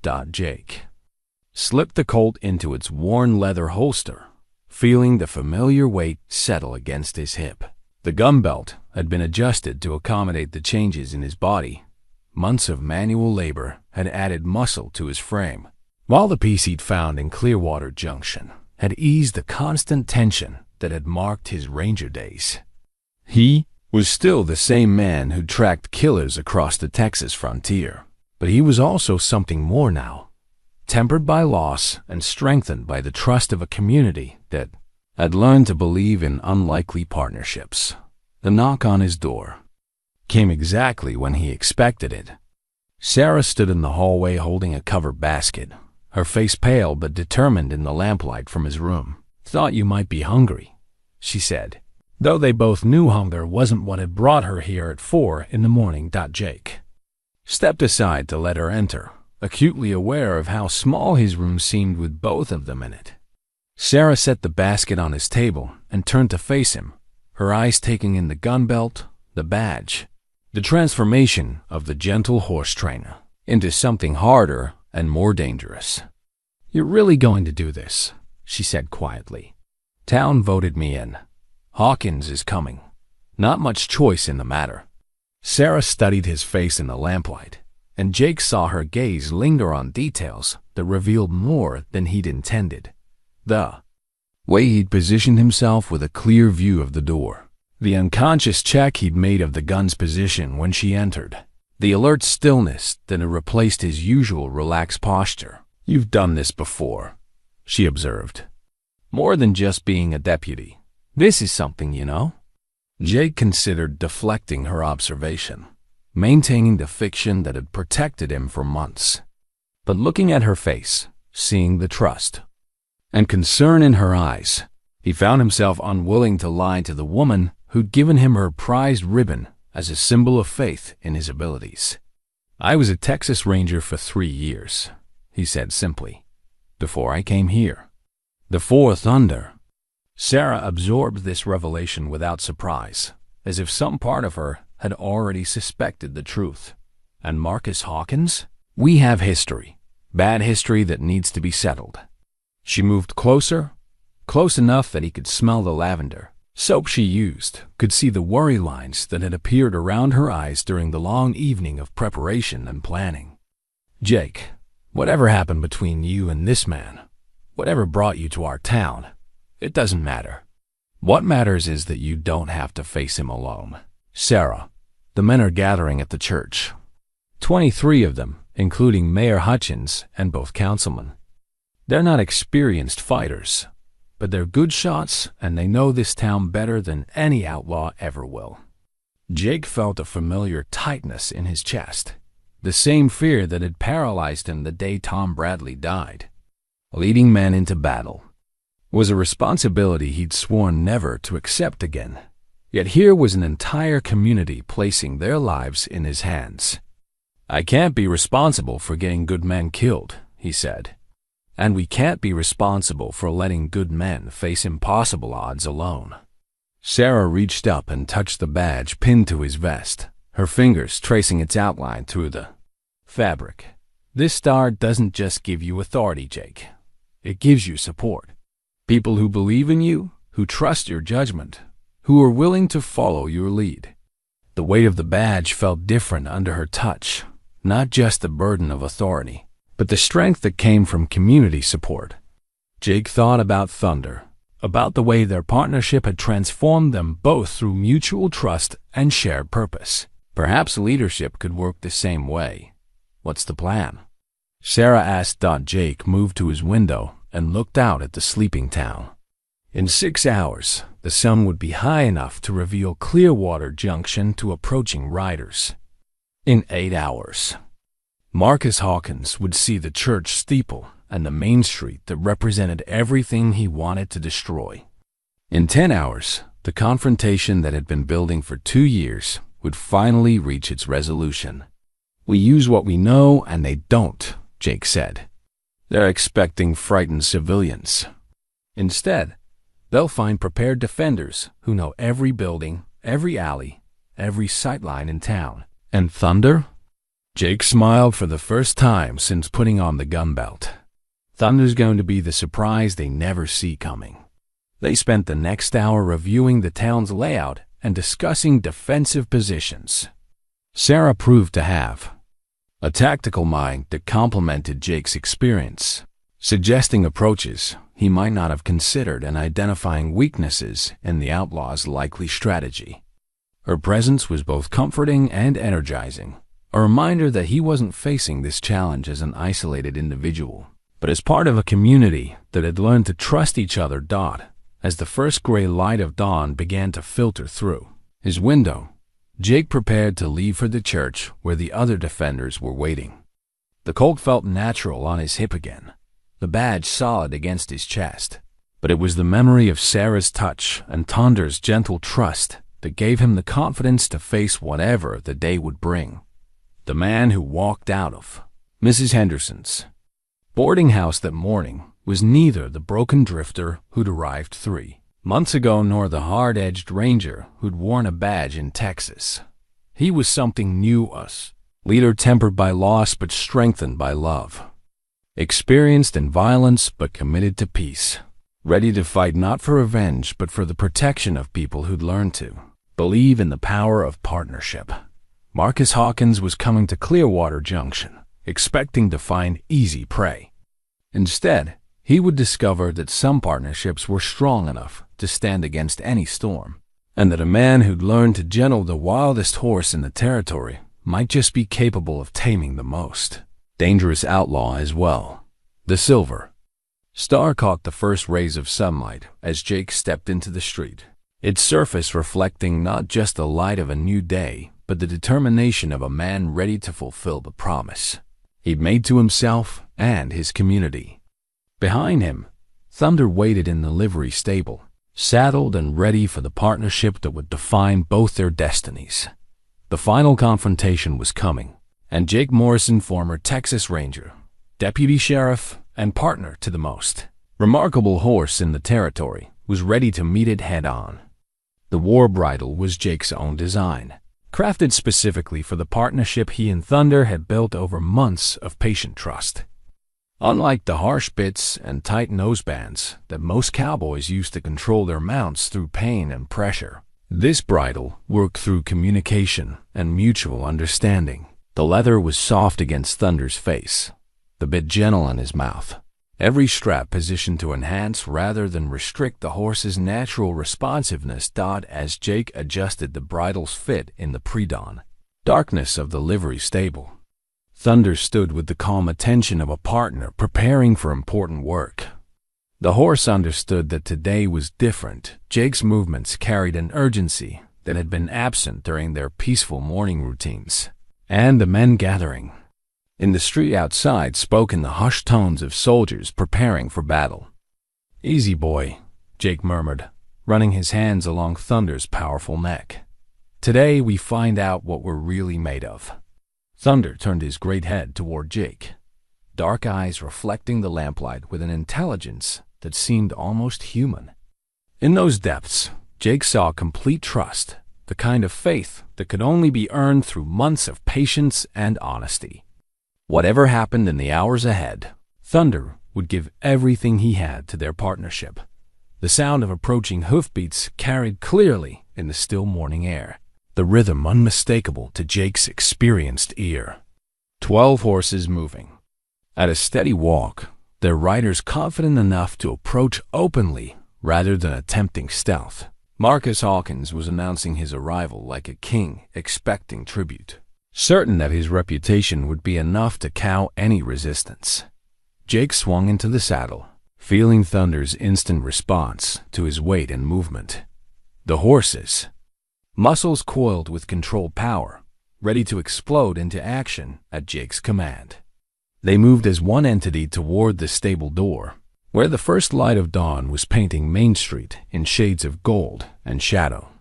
The outlaws appeared, the far end of Main Street, like harbingers of an apocalypse. 12 men mounted on hard-used horses, their clothes dusty from long travel. their weapons worn with the casual familiarity of professional killers. At their head rode Marcus Hawkins, instantly recognizable despite the years that had passed since their last encounter. The scar that ran from his temple to the corner of his mouth caught the morning light, and his pale eyes swept the apparently deserted street with the calculating gaze of a predator evaluating prey. Jake felt his breath catch as he recognized the man who'd haunted his nightmares for 2 years. Hawkins looked older, harder, with new lines around his eyes that spoke of violence and cruelty. But there was no mistaking the cold intelligence that had made him one of the most wanted men in the territory. The gang rode slowly down Main Street, their horses' hooves echoing off the wooden buildings like a funeral drum. They passed the general store, the saloon, the bank, each structure apparently empty of defenders. To their eyes, Clearwater Junction looked like exactly what they'd hoped to find: a prosperous but defenseless town ripe for plunder. Anybody. "Home?" Hawkins called out, his voice carrying the mocking tone of a man who enjoyed intimidating the innocent. "We're just passing through, looking for supplies and hospitality." The lie was delivered with practiced ease, but Jake could see the way Hawkins' eyes cataloged potential threats and escape routes. This was a man who'd survived by being prepared for any possibility, who trusted no one and took nothing for granted. "Of course, we'll be needing to see your bank manager," one of the other outlaws added, his words producing harsh laughter from his companions. "Got some business to discuss." Jake nudged Thunder forward, emerging from the shadows between buildings with the deliberate grace that had characterized all their interactions. The great horse's hooves struck the packed earth of Main Street with measured precision, each step announcing their presence with quiet authority. The effect on the outlaws was immediate and electric. 12 sets of eyes fixed on the massive horse and its rider, taking in details that didn't match their expectations. Jake sat Thunder with the easy confidence of a man born to the saddle, his badge catching the morning light, his hand resting casually near the butt of his Colt. But it was Thunder himself who commanded attention 18 hands of controlled power, moving with the fluid grace of a predator. "Well, Hawkins said, his voice carrying a note of genuine interest. "Look what we have here. A real honest-to-God lawman."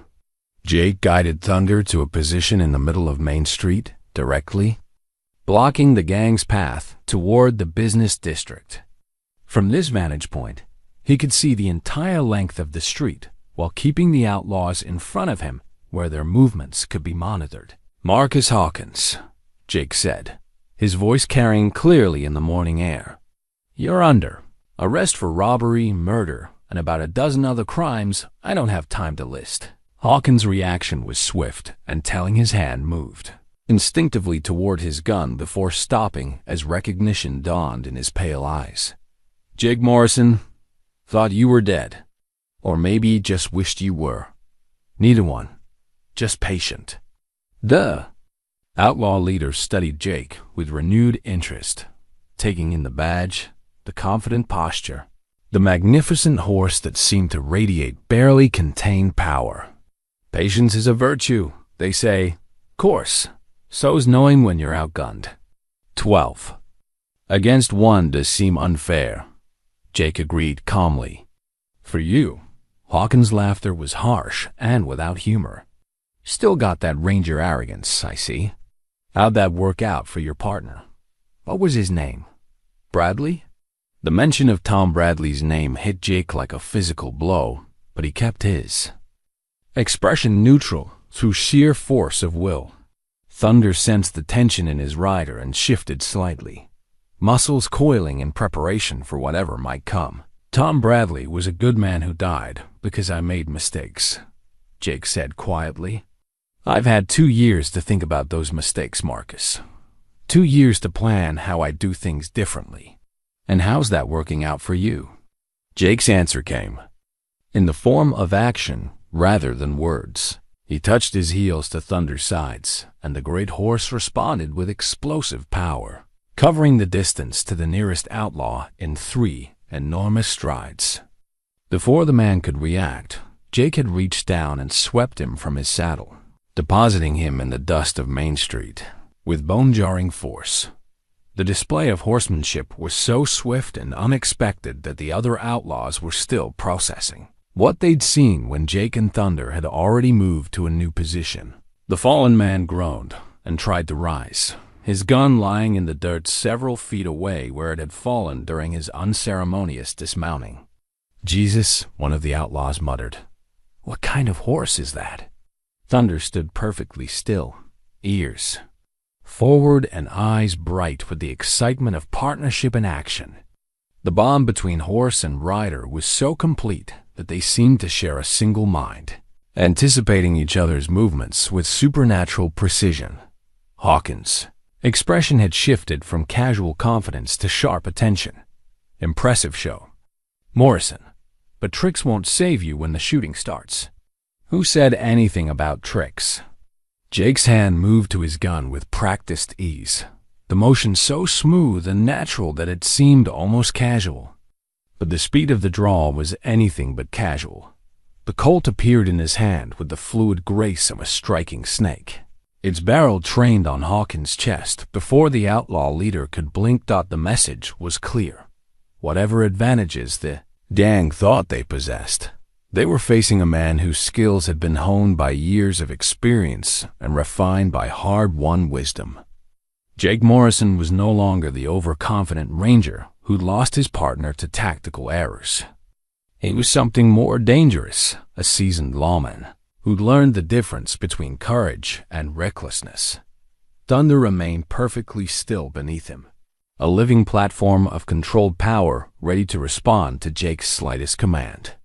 The war bridle that connected them was more than just equipment. It was a symbol of the trust and understanding that made their partnership unbreakable.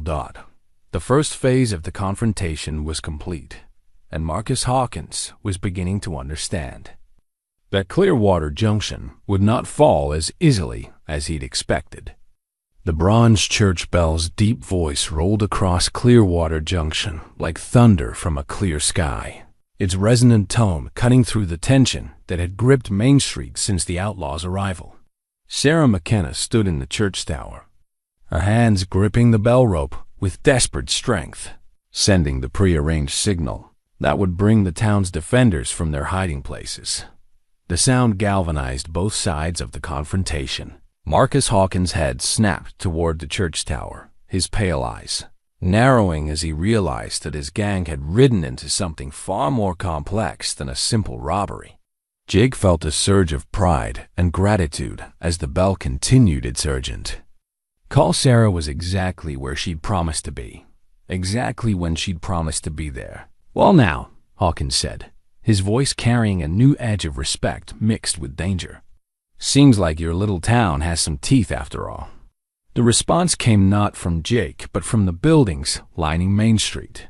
Windows opened and synchronized precision, revealing the barrels of rifles and shotguns aimed at the mounted outlaws.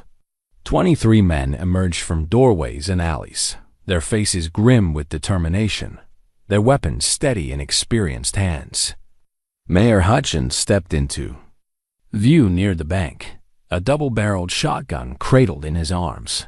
Thomas Thompson appeared at his office window, a Winchester rifle trained on the nearest outlaw. The transformation was so swift and complete that it left Hawkins' gang stunned and exposed in the middle of the street. What had appeared to be a defenseless town had revealed itself as a carefully prepared trap, with every building offering shelter to defenders and every angle of approach covered by hostile fire. "You were saying something about being outgunned?" Jake asked mildly, his Colt still trained on Hawkins' chest. The outlaw leader's reaction was swift and predictable. Rather than surrender, he chose to fight his way out of the trap, drawing his gun with the fluid speed that had made him legendary throughout the territory. "Kill them all," he shouted to his men. The street erupted in gunfire as 11 outlaws tried to shoot their way through 24 defenders. Muzzle flashes lit the morning air like deadly fireflies, and the sound of gunshots echoed off the buildings in a continuous roar. But the townspeople had the advantages of position and preparation. While the outlaws were caught in the open with nowhere to take cover, Thunder proved his worth in those first chaotic seconds. As bullets whined through the air around them, the great horse responded to Jake's commands with supernatural precision, wheeling and turning to present the smallest possible target while keeping Jake in position to use his gun effectively. Where most horses would have panicked at the sound of gunfire, Thunder seemed to thrive on the excitement, his movements so smooth that Jake could aim and shoot with perfect accuracy despite the violent motion. Jake's first shot took down the outlaw nearest to the church, preventing him from targeting Sarah in the bell tower. His second shot wounded another man who was trying to reach the cover of the blacksmith shop. Each bullet was placed with surgical precision, disabling rather than killing when possible, eliminating threats with lethal force when necessary. But it was Thunder's courage that turned the tide of the battle.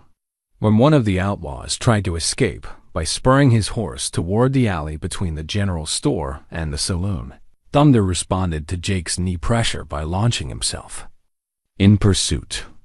The great horse's speed was devastating. He covered the distance in 3 massive strides, positioning himself to block the escape route while Jake's colt spoke again. "Behind you!" Sarah's voice rang out from the church tower, and Jake spun. Thunder in time to see Marcus Hawkins bearing down on them, his gun blazing. The outlaw leader had broken away from the main fight, seeking to eliminate the man whose leadership was coordinating the town's defense. Thunder's response was instantaneous. Without waiting for Jake's command, the horse reared on his hind legs, his massive hooves striking out at Hawkins' mount. The outlaw's horse shied violently, throwing off Hawkins' aim and sending his shots wide of their target. Jake used Thunder's movement to his advantage, firing under the horse's neck to put a bullet through Hawkins' shoulder. The outlaw leader cursed and wheeled his horse away, blood streaming down his arm, but his eyes blazed with the fury of a man who refused to accept defeat. The battle was turning in the defenders' favor. Several outlaws were down, their horses milling riderless in the street. Others had dismounted and taken what cover they could find, but the townspeople's crossfire was devastating from their prepared positions. The sound of the bronze bell continued to ring across the chaos. Sarah's signal transformed into a song of victory. But Hawkins wasn't finished. Wounded and desperate, he made one final attempt to snatch victory from the jaws of defeat. Spurring his horse toward the church, he fired at the bell tower where Sarah was exposed, his bullets chipping splinters from the wooden frame around her. "Sarah!" Jake's shout carried across the gunfire as he saw the danger. Thunder needed no urging. The great horse surged forward with all his strength, covering the distance to the church in a series of ground-eating bounds that would have been impossible for any lesser animal. They reached Hawkins just as he was lining up another shot at the bell tower. Jake launched himself from Thunder's back, tackling the outlaw leader and sending both men crashing to the ground in a tangle of arms and legs. Hawkins' gun went flying, and the 2 men rolled in the dust, each seeking the advantage that would end the fight. Hawkins was wounded but desperate, fighting with the strength of a man who knew that capture meant the gallows. Jake was fresher, but fighting carefully, aware that killing Hawkins would be easier than taking him alive, but determined to see justice done properly this time. The struggle lasted only moments before Jake's superior conditioning told. He pinned Hawkins to the ground and pulled his hands behind his back, reaching for the handcuffs that had been part of his ranger equipment for so many years. "Marcus Hawkins," Jake said, breathing hard from the exertion, "you're under arrest for the murder of Texas Ranger Tom Bradley and about 20 other crimes I can prove in court." The gunfire was dying away as the last of the outlaws either surrendered or fell to the townspeople's accurate shooting. Mayor Hutchins appeared at Jake's shoulder, his shotgun still ready but no longer needed. "Is it over?" he asked. Jake looked Around at the scene of their victory, outlaws dead or captured, townspeople emerging from their positions with grins of relief and pride. Thunder standing nearby with the patient dignity that had characterized their entire partnership. "It's over," Jake confirmed, snapping the handcuffs around Hawkins' wrists. For him, anyway. The bronze bell fell silent as Sarah ceased her ringing, but its echoes seemed to linger in the morning air like a promise of peace restored. Clearwater Junction had faced its greatest test and emerged victorious, protected by the partnership between a former Texas Ranger and the most remarkable horse in the territory. Jake looked up at the church tower where Sarah was climbing down from her position, her face glowing with relief and pride. The blue ribbon she'd given him was still tucked safely in his vest pocket, a reminder that the best victories were those achieved through trust, courage, and the willingness to stand together against whatever darkness the world might offer. Thunder approached and nuzzled Jake's shoulder gently, his dark eyes bright with the satisfaction of a job well done. The war bridle had served its purpose perfectly, facilitating communication that had made them more effective than any individual could have been alone. The final confrontation was over, and Marcus Hawkins' reign of terror had ended not with his death, but with his capture. Justice served through partnership rather than vengeance. The Bronze Bell's song would be remembered in Clearwater Junction for generations to come, a reminder of the day when an unlikely alliance between man and horse had saved an entire community from destruction. The new brand burned bright and clean in the forge's orange glow as Jake held the iron steady, watching the JT letters heat to the proper temperature for marking.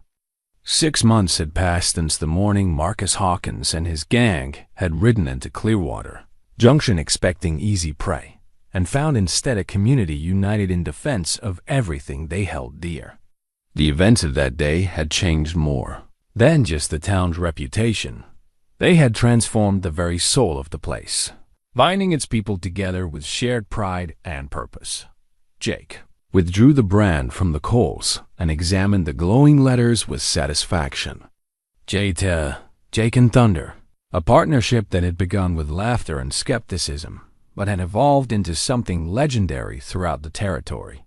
Stories of the giant horse and his gentle rider traveled from town to town, carried by circuit judges and traveling merchants who'd witnessed the aftermath of the battle that saved Clearwater Junction. "Ready?" Jake asked Thunder, who stood patiently in the corral, his dark coat gleaming with health and contentment. The horse turned his great head toward Jake, ears forward and eyes bright with interest. Thunder had grown even more magnificent.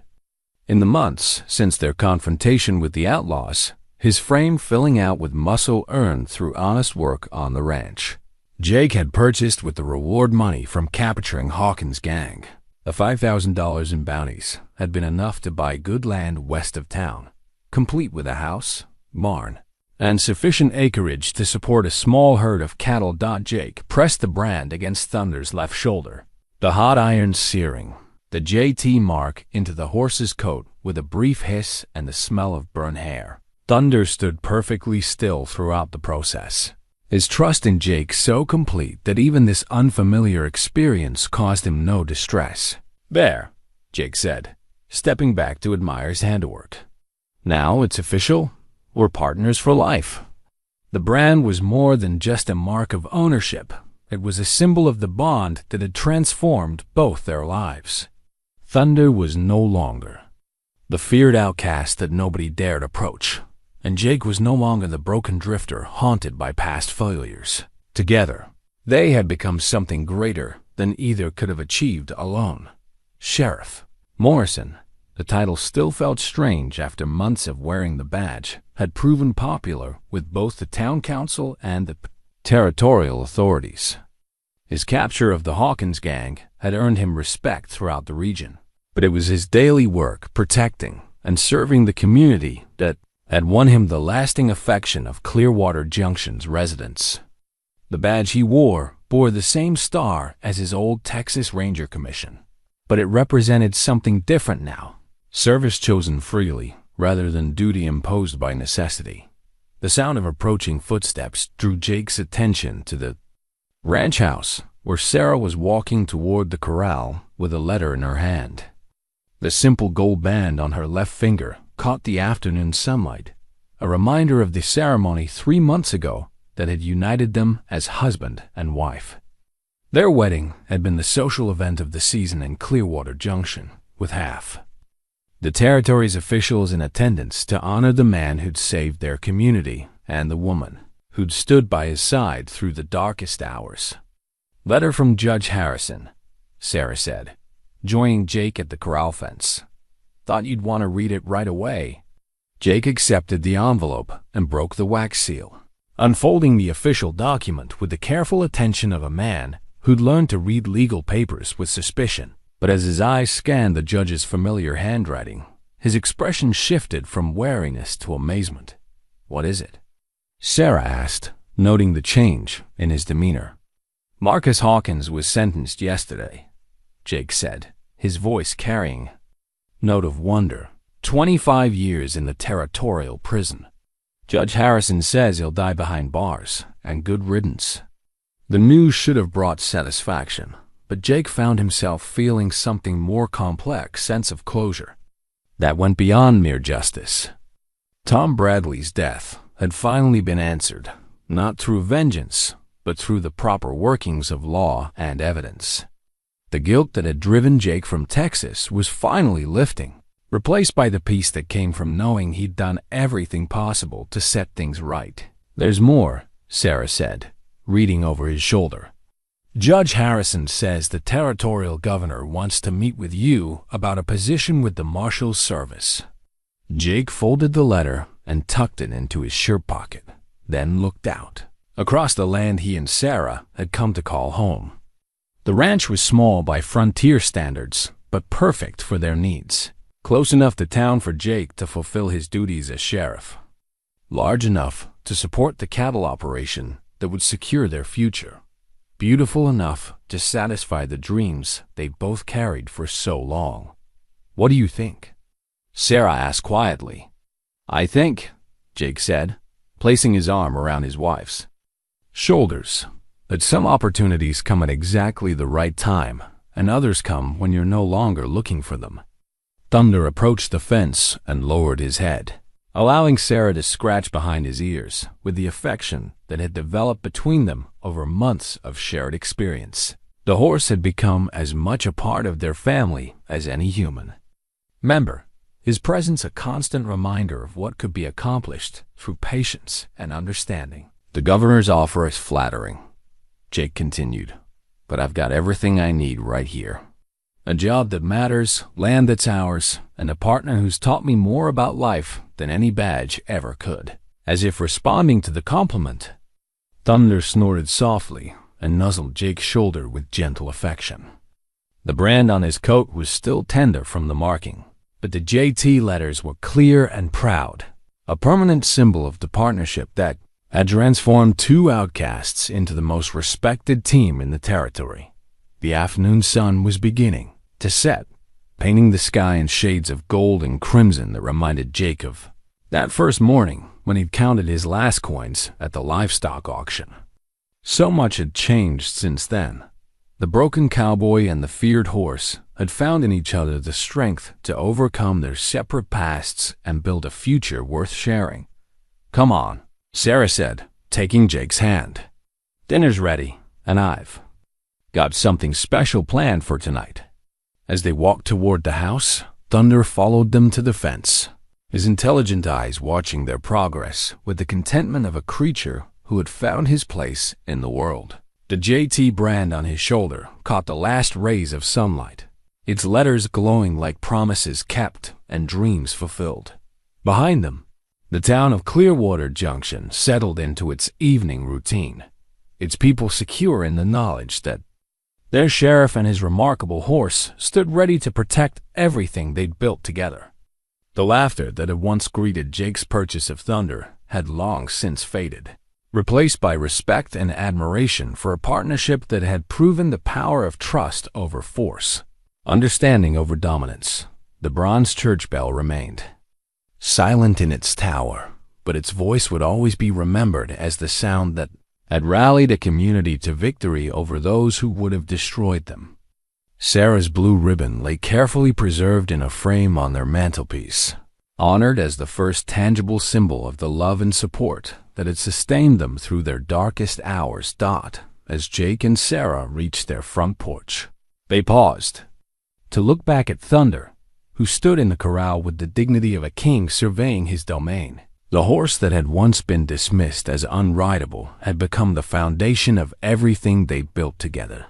Their love, their home, their place in a community that had learned to value substance over appearances. The JT brand would heal and fade with time, but it would never disappear completely. It would remain as long as Thunder lived, a permanent reminder that the most unlikely partnerships could sometimes prove the strongest. That trust freely given was more powerful than dominance imposed by force, and that a man's true worth was measured not by what he owned, but by what he was willing to sacrifice for those who depended on him. The sun dipped below the horizon as they entered their home, painting the sky in deeper shades of purple and gold. Outside, Thunder settled into his evening routine, secure in the knowledge that tomorrow would bring new adventures with the partner who had seen past his fearsome reputation to the gentle heart beneath in the distance. The lights of Clearwater Junction began to twinkle like earthbound stars, each one representing a family whose safety had been purchased with courage and partnership. The town that had once laughed at a poor cowboy's purchase of a giant horse now slept peacefully under the protection of Sheriff Jake Morrison and his legendary Mount Thunder, living proof that sometimes the most extraordinary stories begin with the simplest acts of faith.